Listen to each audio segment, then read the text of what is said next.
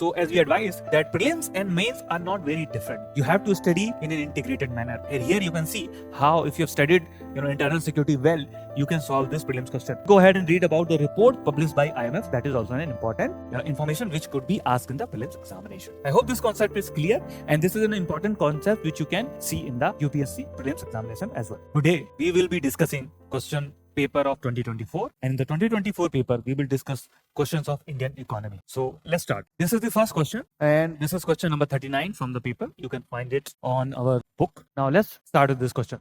Consider the following statement with reference to the Financial Action Task Force, right? FATF.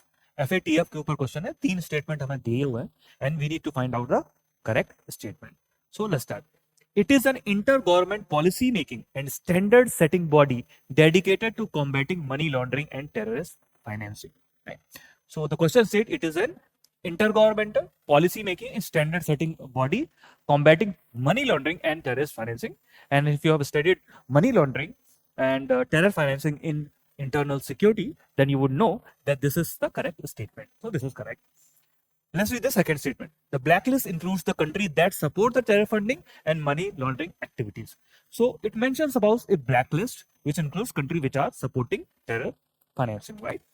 So if you have studied by FATF, FATF actually does make list. There are 2 lists. One is the blacklist. The other is gray list.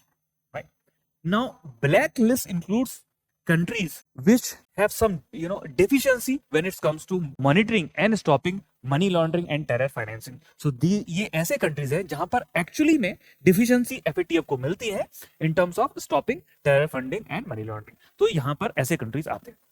दूसरी तरफ एक और list बनती है grey list. Grey list ऐसे countries होते हैं जहां पर अभी ये प्रूफ नहीं हुआ है कि वहां पे मनी लॉन्ड्रिंग या टेरर फाइनेंसिंग हो रही है, लेकिन वहां पर इंक्रीज मॉनिटरिंग है. Probably there is a suspicion that there might be terror financing and money laundering happening in this country. So gray list, it is increased monitoring. And black list जहां पर actually में terror financing हो रही है. तो यहां पर बहुत आई थिंक इस समय पर 3 ही कंट्रीज आते हैं. उसमें आप देखेंगे North Korea, then second is Iran, and third is Myanmar. So these are the only countries which are part of blacklist currently. Now, so blacklist is actually countries that are support terror funding financing. This is also state correct statement. Now let's read third statement. Third statement, at present Israel, Pakistan, Afghanistan included under the FATF blacklist, right? So this is about that moment, but actually Israel has not been part of this.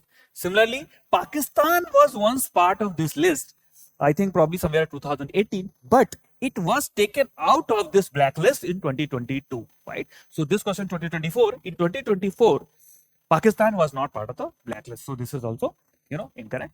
And Afghanistan was also not part of this list in 2024. So this is, correct. So therefore, this statement are included is incorrect. Now, what is our answer? There are only 2 statements correct. So our correct answer is only 2.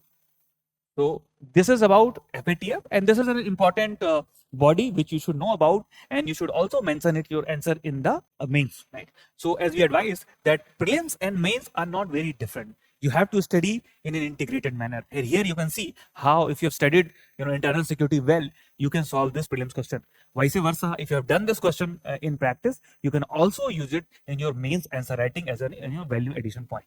So please keep your preparation integrated. Now let's move to question number 2, which is question number 41 from the 2024 paper. Let's read this question. With reference to the International Monetary Fund, IMF, another question on another international body, consider the following statement.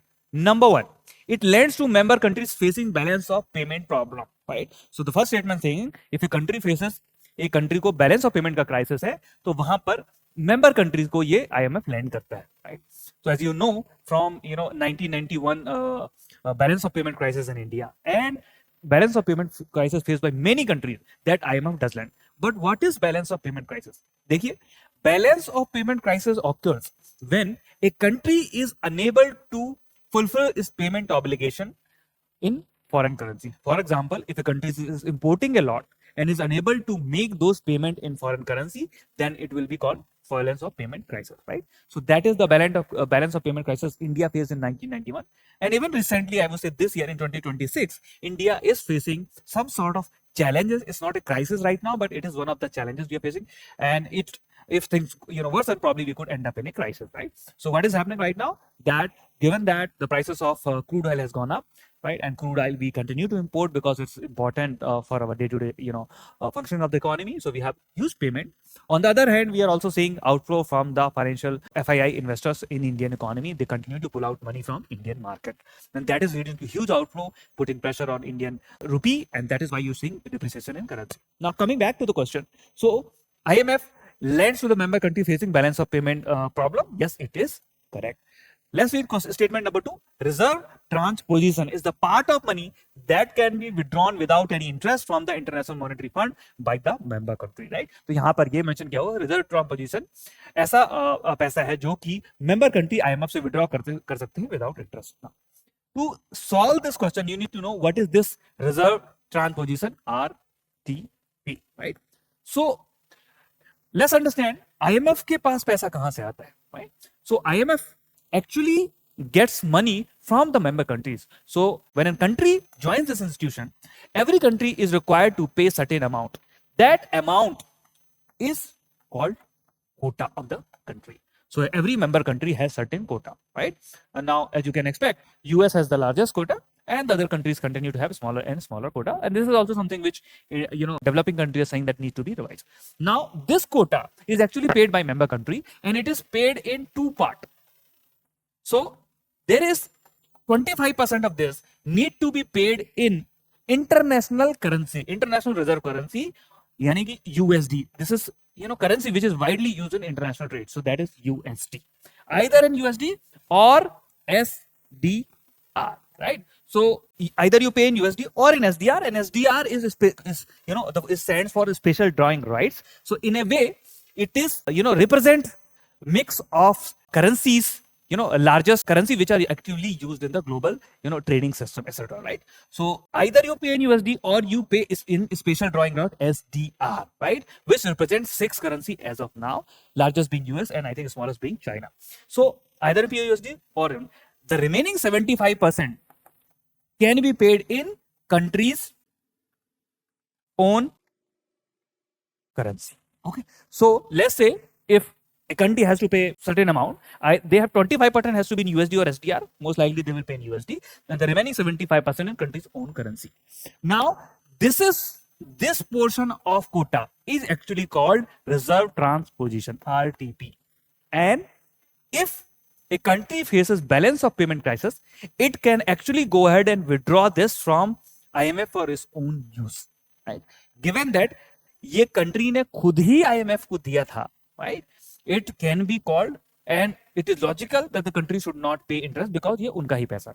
दूसरी बात, इस पे कोई rule भी नहीं होता. Without question, without rule, country can actually withdraw if it is required, right? So reserve transposition is the part of money that can be withdrawn without any interest from the International Monetary Fund by the member country because it is country's own money. This is also correct. So here your answer is both 1 and 2 are correct and C is correct. So here once again a question on IMF, and IMF is important body. So I have explained this, it is called how a country can withdraw, what is this quota, and what is this RTP here about, right? Please go ahead and read about the report published by IMF. That is also an important information which could be asked in the prelims examination. अगर आप दिल्ली जैसे शहर में budget में IAS की तैयारी करना चाहते हैं तो इस वीडियो को एंड तक जरूर देखें. ये है बनो IAS. इसको रन करने वाले हैं UPSC qualified ex civil servant and Jamia RC alumni. यहाँ की फैकल्टी को ना केवल यूपीएससी एग्जाम का एक्सपीरियंस है बल्कि पढ़ाने का भी सालों का एक्सपीरियंस है. ये एक्सपर्ट फैकल्टी हर टॉपिक को अच्छे से एक्सप्लेन करते हैं, उसके बाद हर टॉपिक को डिक्टेट करते हैं ताकि आपके पास अपने खुद के हैंड रिटन नोट्स हो. साथ ही क्लास में प्रीलिम्स और मेंस के प्रीवियस ईयर क्वेश्चन को सॉल्व किया जाता है और डिस्कस भी किया जाता है. यहाँ पे आपको सिविल सर्वेंट्स जैसे कि IAS, IRS और एक्स सिविल सर्वेंट साथ के साथ जामिया आरसी के एलमनाइज आपको पर्सनल मेंटरशिप देते हैं। डेली आंसर राइटिंग जो कि सारे टॉपर्स रिकमेंड करते हैं, इस पर यहाँ पे बहुत फोकस किया जाता है जो कि बाकी कोचिंग्स में नहीं होता है। इसके साथ ही आपको मिलती है प्रीलिम्स और मेंस की टेस्ट सीरीज जो आपको एग्जाम के लिए रेडी करती है। यहाँ के अगर हाईलाइट्स की बात करें तो स्मॉल बैच साइजेस जिसमें 60 स्टूडेंट्स होते हैं और जीएस कोर्स के साथ आपको एसए और सीसाइट की क्लासेस भी होती है जिसके लिए आपको अलग से पे करने की जरूरत नहीं है। और ये लोकेटेड है सुखदेव विहार मेट्रो स्टेशन के बिल्कुल सामने। तो देर किस बात की, आज ही स्टार्ट करें और अपने यूपीएससी के सपने को साकार करें। थैंक यू फॉर वॉचिंग बनो IAS.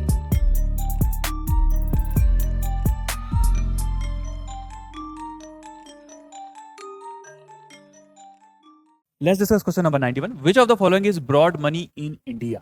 Right. So when we study chapter on banking and money, we study what is the concept of money, what is the function of money, and then there are certain measures of money. These measures of money are defined by RBI and used by central bank as well as policy maker to understand how money supply going and what is its likely implication on the inflation. Right. So here you have been asked कि broad money क्या है इनमें से, right? Now, in terms of the measures of the money, I want there are 5 measures: M0, M1, M2, M3, M4, and I want you to remember at least the main 3, which is M0, then there is M1, and there it is M3. M0 is called reserve money or base money. What is M0? It is currency in circulation. It means जो भी currency RBI ने print की है और लोगों के पास है, that is currency circulation. That is one part of M0. Apart from that, then there are bankers deposit with RBI. What is this? This is cash reserve ratio, because every bank need to deposit certain portion of deposit with the RBI. That is it. Apart from that, we also add other deposits with RBI. This is called reserve money, base money. It actually represents the total amount of money created by the central bank. This is the base, right? Then you have M1. M1 is also called narrow money, right? And what do we include in M1? M1 is currency with public, essentially meaning whatever currency has been created, which is with the public. Then we also add demand deposit with banks. So you have currency with public and demand deposit bank. And what is M3? M3 is called broad money. And M3 is nothing but M1 plus time deposit with bank. And for your information, I'll just explain what is demand deposit. Demand deposits are your deposit saving account, right? You can go ahead and withdraw it any day. Or current account, कभी भी जाकर organization या bank भी उससे withdraw कर सकते हैं. So those are your demand deposit. Then you have time deposit, यानी fixed deposit. These are fixed for say 1 month, 1 year, 5 years, right? You can withdraw actually, but generally they are withdrawn only on the maturity. So this is your M3. Now let's look at which option. Currency with public, demand deposit in the banks. Is that M3? We look at M3 is time deposit, right? It does not include time deposit. This is incorrect. Second, currency demand deposit, other deposit with RBI. Currency demand deposit, no, that is not correct, right? Because it does not include currency demand deposit and time deposit. Okay, it looks correct. Let's still read the option number 4. Currency demand deposit, time deposit, and other deposit with RBI, right? So here we talked about what is M3, M1, and M1, which is currency and demand deposit, and your time deposit with the bank. So therefore, your correct option is option C. So you have currency with the public, demand deposit with the bank, as well as time deposit with the bank. That is correct option is option C. Right? So clear. Now let's look at question number 94. Which of the following can lead to an increase in money multiplier within the Indian economy? Decrease in cash reserve ratio, increase in statutory liquidity ratio, and decrease in the rate of interest on the loan, right? To solve this question, you must know the concept of money multiplier, right? So you must have read about this fact that banks have the ability to create money. And how can bank create money? So central banks create certain amount of money, which is we call reserve money, which we studied earlier, M0. From that reserve money, banks can create more money by lending. So let me explain that first, and then we'll talk about money multiplier, right? So how does this process of creation of money works? So let's say you have 100 rupees. You go and deposit with a bank, right? So you deposit with a bank. Now, banks do not keep all your deposit with themselves all the time, right?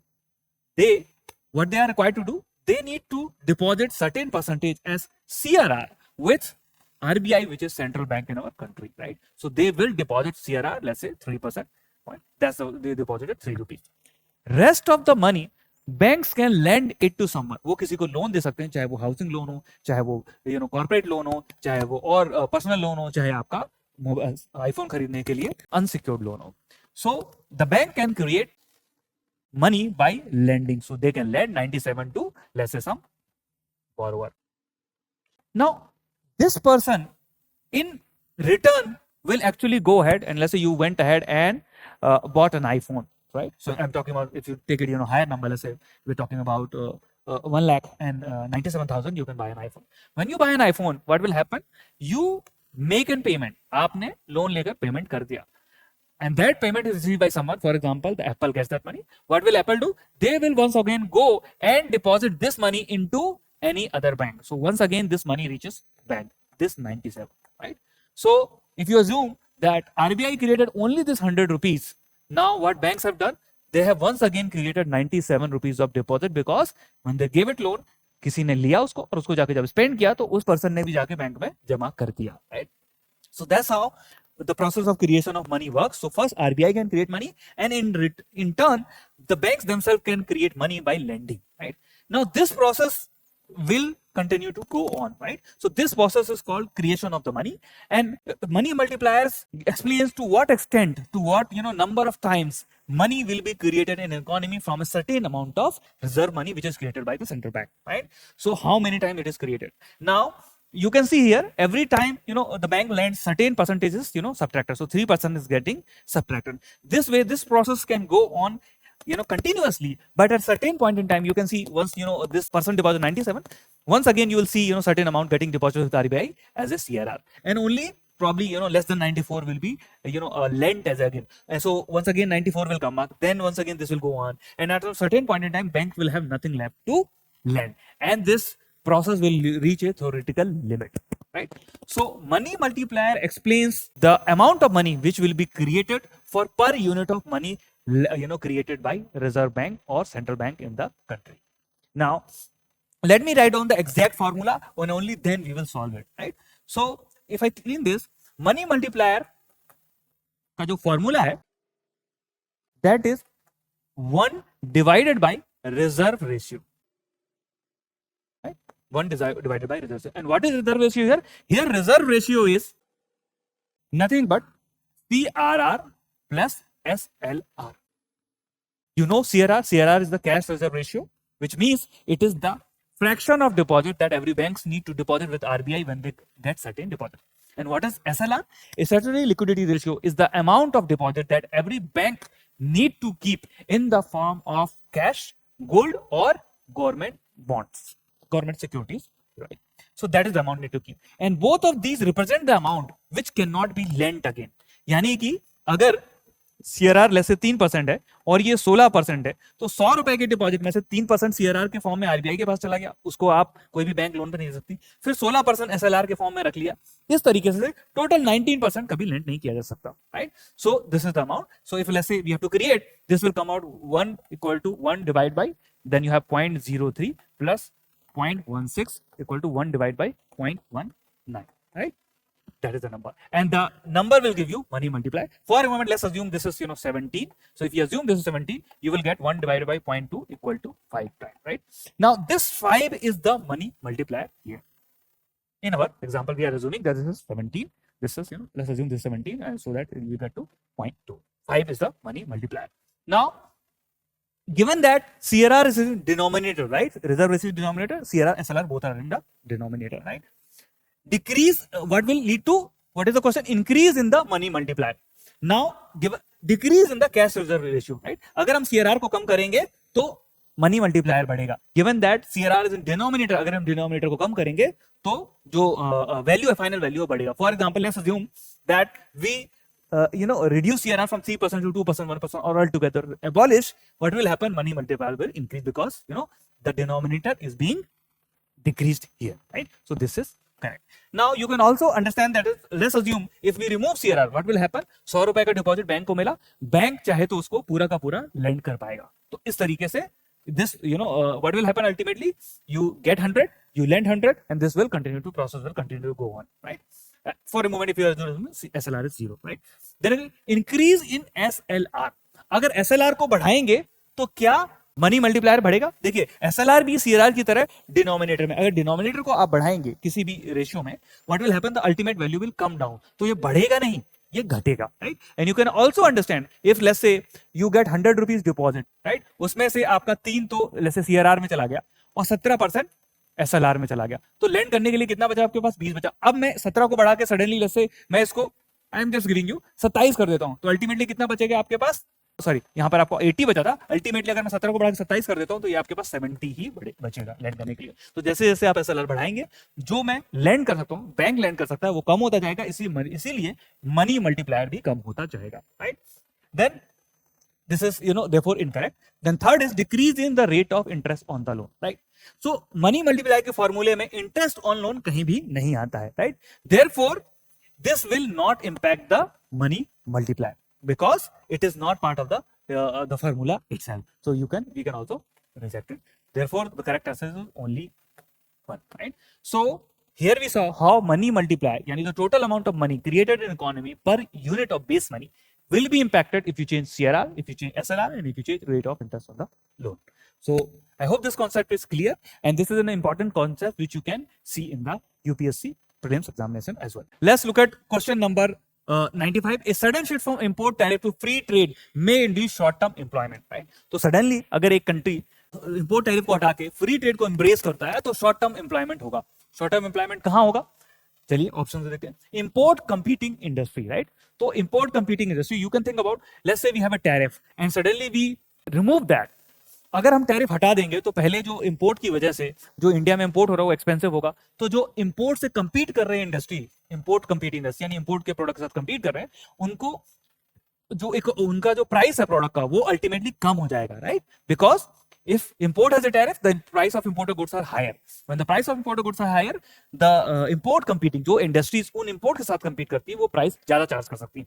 इसीलिए when you remove tariff, what will happen? The prices of the product for price of the product which are being produced by import competing industry, ऐसी industries का price भी कम होगा, तो उनमें क्या होगा? उनकी profitability कम होगी। जब profitability कम होगी तो employment घटेगा, बढ़ेगा नहीं। Therefore it is correct, right? Now industries that are only exporter, industry that only export, right? Now it is possible that industry which are only exporting, उनमें short term employment बढ़ सकता है। वो कैसे? Because let's say you are exporting, I'm just giving example, capital goods, right? क्या export कर रहे हैं आप? Let's say आप machine export कर रहे हैं, etc. आप export कर रहे हैं दूसरे country में, right? And there you import steel, आप स्टील इंपोर्ट करते हैं फॉरेन कंट्री से, फॉर एग्जांपल ऐसे कोरिया से, you produce capital goods and you export it, right? Now if there is tariff on import, your raw material cost will be higher and you will be able to export certain amount, but if you remove this import tariff, what will happen? आपका जो raw material की cost है वो कम हो जाएगी, ठीक है? तो आप चीप इंपोर्ट कर पाएंगे और आपका अल्टीमेटली जो प्राइस है वो भी कम हो सकता है क्योंकि आपका रॉ मटेरियल सडनली सस्ता हो गया, तो आप थोड़ा सा सस्ता प्रोडक्ट ओवरसीज बेच पाएंगे, एक्सपोर्ट कर पाएंगे। जब आप एक्सपोर्ट सस्ता करेंगे तो आपकी डिमांड बढ़ जाएगी, राइट? ग्लोबल मार्केट में, because other people will still charge the same, जबकि आपकी कॉस्ट कम हो जाएगी, तो सडनली आपका प्राइस ज्यादा अट्रैक्टिव हो जाएगा ओवरसीज मार्केट में। तो इस तरीके से industry that are only exporter, उनमें जो है इंड्यूस शॉर्ट टर्म जो है एम्प्लॉयमेंट बढ़ जाएगा, राइट? हम शॉर्ट टर्म ही बोल सकते हैं, लॉन्ग टर्म में हो सकता है दूसरे कंट्रीज भी अगर इंपोर्ट टैरिफ हटा दें तो फिर उनमें भी प्राइस कम हो जाएंगे और एसेंशियली एक्सपोर्ट जो इंडस्ट्री है उनकी कॉम्पिटिटिवनेस सेम हो सकती है, right? That is the thing. Now let's look at C also, industry that sell locally and export. तो ऐसी इंडस्ट्री जो लोकली बेचते हैं, एक्सपोर्ट भी करते हैं, तो लोकली बेचते हैं वो ज्यादा प्राइस चार्ज कर रहे थे इंपोर्ट टैरिफ की वजह से, सडनली अगर वो प्राइस इंपोर्ट के कम होंगे तो उनके प्राइसेस कम होंगे, प्रॉफिटेबिलिटी कम होगी, तो इंप्लॉयमेंट बढ़ेगा नहीं घटेगा, तो ये भी मोस्ट लाइकली अनकरेक्ट है। Industry that are neither import nor export, अगर कोई इंडस्ट्री इंपोर्ट भी नहीं करती एक्सपोर्ट भी नहीं करती है, ठीक है, तो उसको फिर फर्क ही नहीं पड़ रहा है, because they are neither competing domestically nor they are competing outside, so it will not impact their economics at all, so therefore your correct option is option B. So here we have to see how import tariff impact industries. Now let's look at this question number 96. The banks which are implementing the microfinance program linked with self help groups are, तो ऐसे कौन से bank है जो micro finance के through self help group को link करते हैं, right? So let's understand what is micro finance. Micro finance ऐसी बैंकिंग फैसिलिटी है जिसमें बॉटम ऑफ द पिरामिड यानी कि काफी low income house hold group form करते हैं और फिर फॉर्मल क्रेडिट को एक्सेस करते हैं, राइट? तो it is one of the way financial inclusion is enabled by the banks in the country. अब ये जो बोरिंग होती है इसमें कोलेटरल कुछ नहीं होता है, इसमें ग्रुप बनाया जाता है जिसको हम सेल्फ हेल्प ग्रुप कहते हैं, वो लोग साथ में आते हैं, एक कॉमन एजेंडा होता है, उसके थ्रू ये जो ग्रुप है वो बोरो करता है, और अगर डिफॉल्ट होता है तो ये ग्रुप उसके पेमेंट के लिए लायबल होता है, और क्योंकि ये ग्रुप लायबिलिटी होती है इसीलिए इसमें डिफॉल्ट जनरली नहीं होते unless there is a issue, right? For example टॉट वगैरह आ जाए तो डिफॉल्ट हो सकता है. अब हम देखेंगे कौन कौन जो है ये micro finance program linked with self help group implement कर रहा है. तो ऑप्शन ए में है commercial bank and cooperative bank. Okay, commercial bank yes करते हैं, कोऑपरेटिव बैंक भी करते हैं, लेकिन इसके अलावा रीजनल रूरल बैंक भी करते हैं, आरआरबी भी करते हैं, राइट? जो कि यहाँ पे मेंशन नहीं, इसीलिए ये करेक्ट ऑप्शन नहीं है.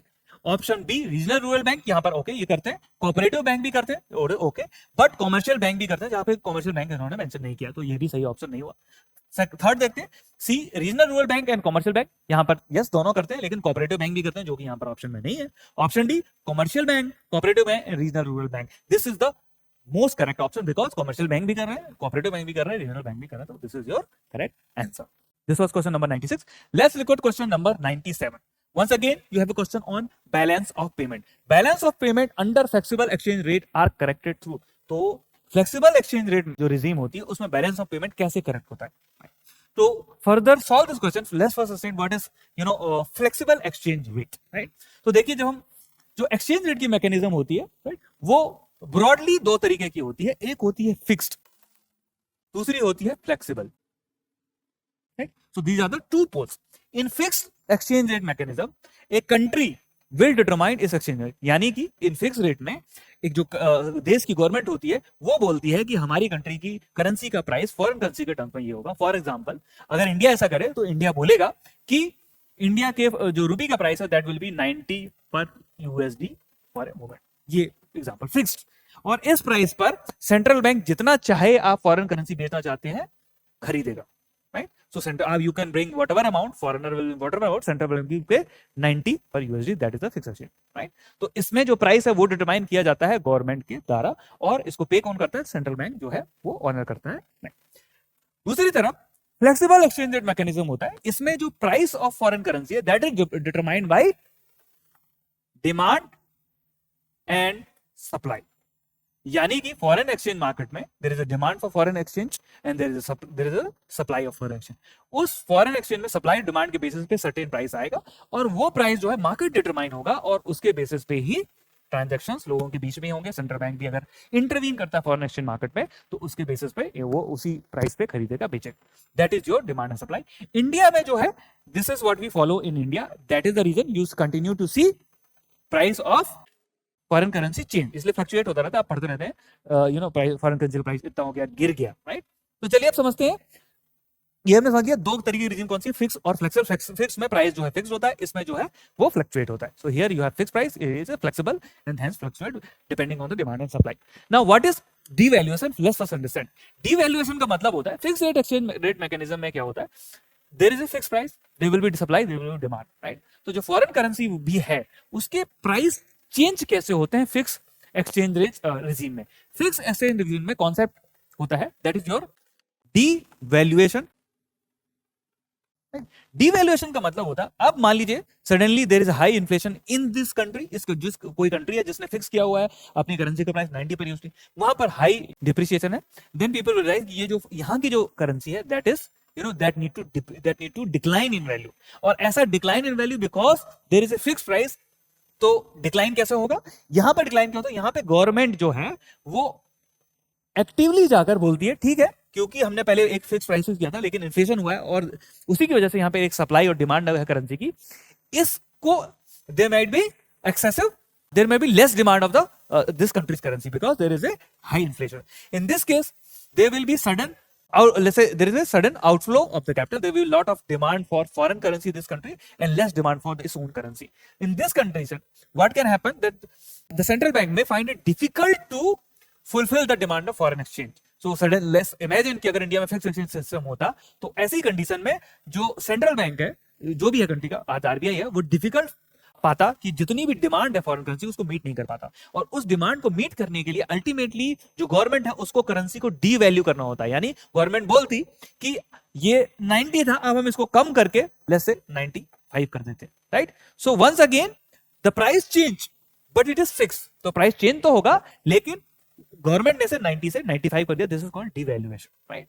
This is in the fixed exchange rate. तो मैंने आपको बताया डिवैल्यूएशन जब गवर्नमेंट एक्चुअली प्राइस को, फॉरेन करेंसी के प्राइस को कम, यहाँ पे जो रेट है उसको अपनी करेंसी को वैल्यू में कम कर देती है, लेकिन इसको गवर्नमेंट करती है. So this devaluation, it is part of the fixed exchange rate regime. In the flexible exchange rate regime, what happens when there is excessive demand for foreign currency, example USD in India, you will find that a lot of people want to convert their domestic currency into foreign currency. जैसे India में इस समय पर हो रहा है, right? There we need certain amount of foreign currency to pay for import. We import oil, we import gold, जिसकी prime minister ने अभी अपील की थी कि आप गोल्ड ना खरीदें, right? So those sort of things, and we also import edible oil, etc. Right? तो उनके लिए एक डिमांड है, we need to pay the people who sell us those products into foreign currency. That is one demand. The other demand is because there is a lot amount of capital outflow. The foreign investors are selling shares, bonds in Indian market, and they're taking they convert that into USD and then they take it back to their own country, right, and invest somewhere else. Now in that case, what happens in flexible exchange, when there is higher demand for foreign currency, the domestic currency will decline in value, right? So here also, let's say the price was 90, that declines to 95, right? Now in flexible exchange system, this price is also determined by, once again, by demand and supply, and this is called depreciation. So the decline in value of domestic currency in flexible exchange rate regime is called depreciation.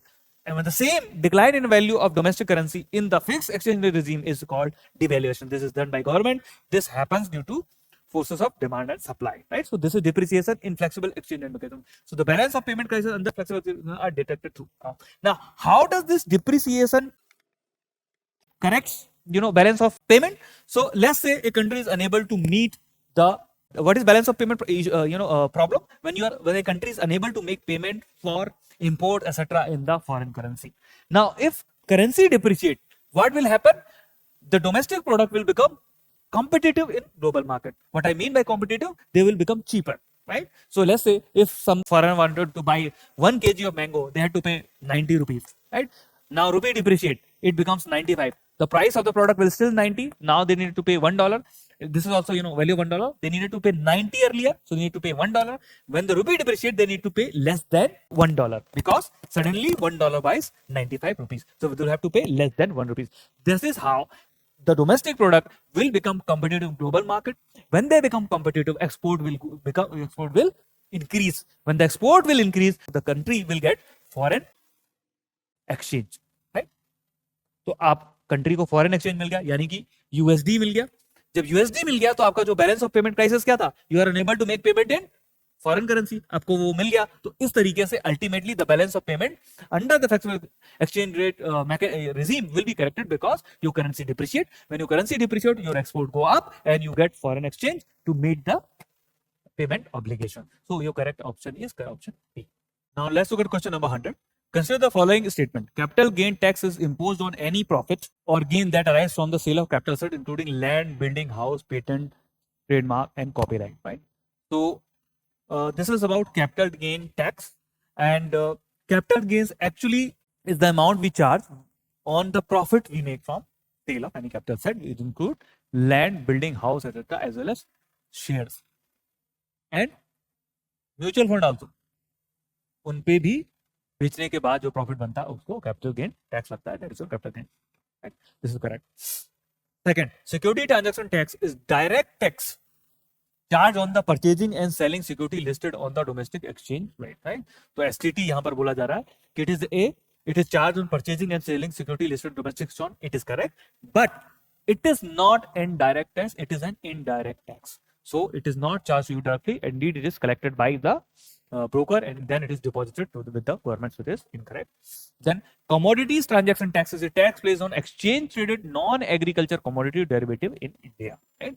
So जैसा securities पे security transaction tax लगता है वैसे ही commodities पे exchange traded commodity derivatives पर commodity transaction tax लगता है. This is a correct statement. So how many above statement correct? Only 2 are correct. So this is the question 100 from 2024 paper. Thank you for watching this and I will be back with the last video on 2025 question. अगर आप दिल्ली जैसे शहर में budget में IAS की तैयारी करना चाहते हैं तो इस वीडियो को एंड तक जरूर देखें. ये है बनो आईएएस.